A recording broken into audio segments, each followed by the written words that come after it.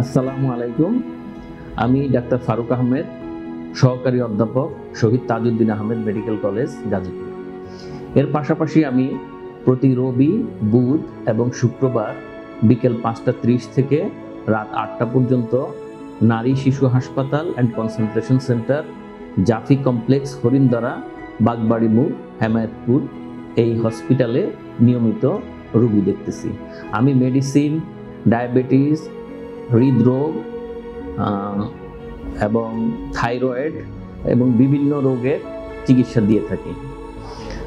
আজকে আমি ডায়াবেটিস সম্পর্কে কিছু কথা বলবো। ডায়াবেটিস এই দেশের অনেকেরই এখন ডায়াবেটিস রোগে ভুগছেন। আমরা কখনো কখনো ডায়াবেটিস রোগটিকে গুরুত্ব দিতে চাই না। কখনো আমাদের জ্বর, পাতলা পায়খানা, শরীরে ব্যথা হলে আমরা যেমন ব্যথা অনুভব করি, জ্বর বা অন্যান্য অসুবিধায় ভুগি, দ্রুত ডাক্তারের শরণাপন্ন হই। কখনো কখনো ডায়াবেটিস রোগটা আমরা বুঝতে পারি না, শরীরের ভিতরে রোগটা বাড়তে থাকে এবং এই রোগটা শরীরের বিভিন্ন অঙ্গের অনেক ক্ষতি করে। কখনো কারো চোখের দৃষ্টিশক্তি চলে যায় এই অনিয়ন্ত্রিত ডায়াবেটিসের কারণে। কখনো কখনো হৃদরোগে আক্রান্ত হয়।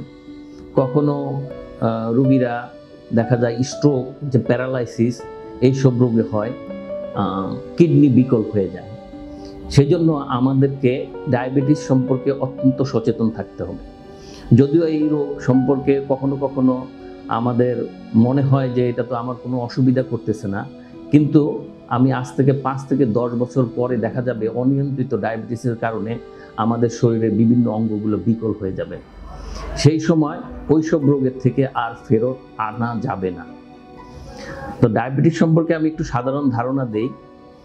ডায়াবেটিস রোগটা যেভাবে শুরু হয়, ডায়াবেটিস রোগীদের সাথে আমরা একটা কথা শুনি যে ইনসুলিন নেয়। আমাদের শরীরের ভিতরে ইনসুলিন তৈরি হয় স্বাভাবিক অবস্থায়, কিন্তু ডায়াবেটিস রোগীদের শরীরে প্রয়োজনীয় মাত্রায় ইনসুলিন তৈরি হয় না। তখন দেখা যায় আমরা যে খাবার দাবার গ্রহণ করি, এই খাবারটা রক্তে যে শর্করা বলি বা আমরা গ্লুকোজ বলি, সুগার বলি, যে কথাই বলি, এই সুগারটা ইনসুলিনের মাধ্যমে শরীর নিজে নিজে নিয়ন্ত্রণে নিয়ে আসে। যেহেতু ডায়াবেটিস রোগীদের শরীরের ভিতরে ইনসুলিনের মাত্রাটা আগের চেয়ে কমে যায়, তৈরি হয় না এই রোগের কারণে, তখন দেখা যায় রক্তে সুগার বেড়ে যায়। আমাদের কিছু প্রচলিত ভুল ধারণা আছে। আমরা মনে করি চিনি বেশি খেলে ডায়াবেটিস হয় বা মিষ্টি জাতীয় খাবার বেশি খেলে হয়। এটা পুরোপুরি ঠিক না। যখন একটা রোগীর ডায়াবেটিস হবে তখন আমরা চিনি, মিষ্টি এই জাতীয় খাবার খেতে নিষেধ করি এবং চিনি, মিষ্টি এই জাতীয় খাবার নর্মালি আমরা কম খেলে ভালো। কিন্তু যেই রোগীর ডায়াবেটিস নাই, সেই রোগী যদি চিনি বা মিষ্টি খায়, তার রক্তে যে গ্লুকোজ, শর্করা বা সুগার আমরা যেটা বলি, যেটা বেড়ে যায়, ওটা রক্তের ভিতরে আমাদের শরীরের ইনসুলিন দ্রুত নিয়ন্ত্রণে আনতে পারে। কিন্তু ডায়াবেটিস রোগীর ক্ষেত্রে এটা পারে না। আমরা যে কোনো খাবার গ্রহণ করি তখন আমাদের রক্তে সুগারের মাত্রাটা বেড়ে যায়। আর এই সুগারের মাত্রা বেড়ে গেলে, অনেক দিন যদি সুগারের মাত্রা বেশি থাকে, তখন আমাদের কিডনি বিকল হয়ে যাওয়া, চোখের রেটিনার ক্ষতি করে চোখ অন্ধ হয়ে যাওয়া এবং হার্টের রোগ হওয়া, প্যারালাইসিস হওয়া, এইসব রোগে আমরা ভুগতে পারি। তারপরে কখনো কখনো আমাদের ক্ষতস্থানে কোথাও ক্ষতস্থান, ওটা ঘা শুকায় না, এমন অবস্থা হয় কখনো আমাদের ওই পা অথবা হাত কেটে ফেলতে হয়। আর ডায়াবেটিসের জন্য আমি এখন প্রাথমিক কিছু লক্ষণের কথা বলব। লক্ষণের মধ্যে যেমন আমরা অনেকেই জানি যে কথাটা, যে ঘন ঘন প্রস্রাব হওয়া, এটা একটা অতি পরিচিত এবং পূর্ব লক্ষণ এই রোগের। ঘন ঘন প্রস্রাব হলে কি হবে? শরীর থেকে পানি বের হয়ে যাবে।